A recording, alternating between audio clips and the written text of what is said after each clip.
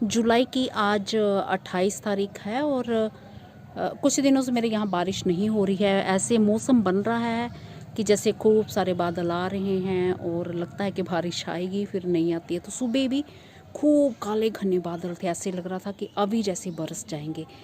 तो इस चक्कर में मैंने जो प्लांट्स को पानी भी नहीं दिया, तो मैं खुश हो रही थी चलो आज मैं इस ड्यूटी से बचूंगी। और कुछ दिन पहले जो बारिश हुई थी तो मैंने फिर 2-3 दिन जब पानी नहीं दिया तो कल मेरे पौधे कई सारे बहुत बुरी तरह से मुरझा गए थे।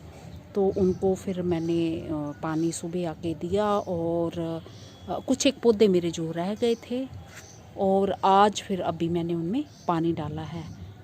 तो आज मैं आपको बताऊंगी कि विंका के बारे में कि इसमें अभी क्या केयर करें और बरसात के टाइम इसकी कैसे केयर की जाती है कि ढेरों फ्लावर्स जो आपके गार्डन में हों। नमस्कार जी, मैं मंजू। आज मैं गार्डन के कुछ साफ़ सफाइयों में लगी हुई थी क्योंकि मुझे पर्सलिन बॉर्डर भी जो सेट करना है, प्लांट्स उसके सेट करके रखने हैं। तो सोच रही थी कि कहाँ से शुरुआत करूँ। तो गार्डन की जब सफाई करनी होती है तो बस किसी कोने से लग जाओ तो फिर आपका काम जो है धीरे धीरे होता ही रहता है। तो ये विंका के कुछ एक पौधे मैंने यहाँ निकाल के रखे थे, फिर मुझे ध्यान आया चलो इनकी केयर पे ही मैं एक वीडियो बना देती हूँ। तो विंका पे अभी आप जो मेरे भाई बहन लगाने के शौकीन हैं, जिन्होंने पहले से लगा रखे होंगे ये प्लांट्स, तो इनके सीड जो गिरते रहते हैं और वहीं गमलों में आसपास ढेर सारे छोटे छोटे छोटे पौधे तैयार हो गए होंगे आपके।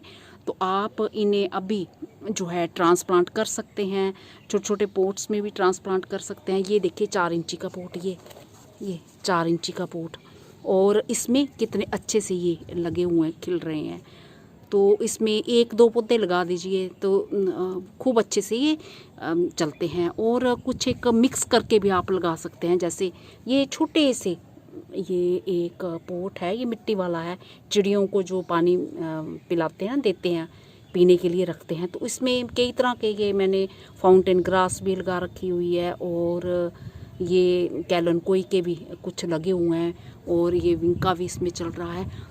तो मिक्स करके भी लगा सकते हैं। और इस टाइम आप जो इनकी ग्राफ्टिंग कर सकते हैं। अगर देसी वाले कोई पौधे हैं तो उन पे हाइब्रिड वाले कई रंगों के एक पौधे पे कर सकते हैं। तो इस पे आप मेरा वीडियो देख सकते हैं। बहुत सालों पहले मैंने कुछ सालों पहले इसका वीडियो डाला था कि ग्राफ्टिंग कैसे करनी है और करके दिखाई थी और रिज़ल्ट्स भी बताए थे।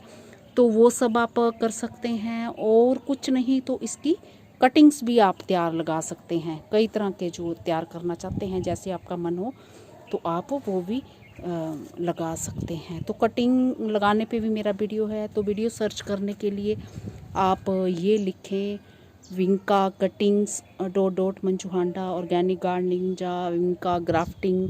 मंजू ऑर्गेनिक गार्डनिंग, तो उससे रिलेटेड वीडियोस मेरे आ जाएंगे और आप फिर वो देख सकते हैं। चलिए ये बात तो ये रही।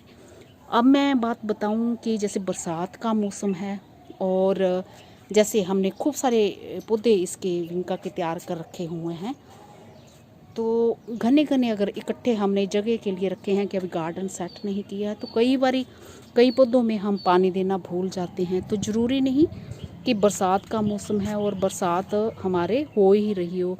तो मेरे यहाँ तो एक आधा दिन जैसे पानी कोई अच्छा बरस जाता है तो फिर लंबे टाइम तक कभी गोल भी हो जाती है, बारिश फिर होती ही नहीं है, तेज़ धूप पड़ने लगती है। और कई बारी तो जैसे कई जगहों में बरसातें खूब अच्छे से होने लगी तो हमारे यहाँ हो ही नहीं रही थी। तो फिर वो पानी का थोड़ा ये रखें कि ज़रूरत भर का इनमें पानी दें और ओवर वाटरिंग नहीं करनी है। तो इनमें पानी देने का आपको पता नहीं चलता है।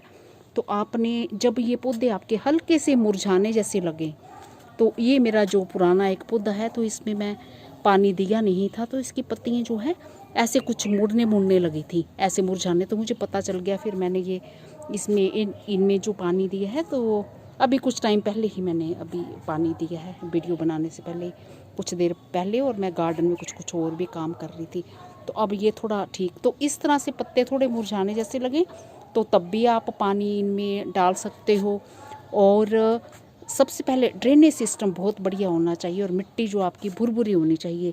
तो कई बार ये होता है कि हाँ ज़्यादा सारे पौधे लगे हों हमारे गमले में, तो उनकी जो रूट्स खूब रूट बॉल बन जाता है और ड्रेनेज सिस्टम हमारा ब्लॉक हो जाता है। पानी हम देते हैं बट वो निकल नहीं पाता है, तो वो ओवर वाटरिंग हो जाती है। तो उससे बचें, तो ये चीज़ चेक कर लें। और बहुत सारे घने घने पौधे हैं तो फिर कुछ एक आप निकाल भी सकते हैं ताकि रूट्स उनकी हट जाएं और मिट्टी जो रूट्स को फैलने की जगह मिले, फिर पौधों की हेल्थ भी अच्छी होगी। हाँ, कुछ एक आप इकट्ठे इकट्ठे लगा भी सकते हैं। तो ये सब चीज़ों का आपने ख्याल रखना है। बाकी एक चीज़ मैं क्या करती हूँ, खूब सारे रंगों के पौधे जो आप पास पास रख दीजिए तो जो है क्रॉस पोलिनेशन से इनके रंग चेंज हो जाते हैं। जैसे ये आप देख रहे होंगे तो आप सोच रहे होंगे ये वाइट कलर है, ये हाइब्रिड वाला नहीं है, बट ये हाइब्रिड वाला है। जो देसी वाले होते हैं ये सीधे ये ऐसे वाइट होते हैं, सेंटर में भी ऐसे इसी तरीके का होता है।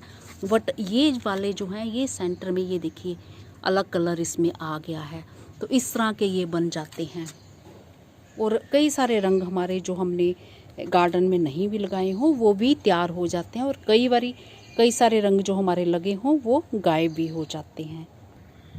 तो इनमें ही देख लीजिए कितने सारे, मैं एक फूल तोड़ के बताती हूँ ये, और एक साथ में और मैं वाइट कलर का बताती हूँ। एक तो ये मैंने दिखा दिया कि ये नीचे वाइट जो देसी वाला है। तो एक और मैं दिखाती हूँ क्रॉस पोलिनेशन से कैसा बना।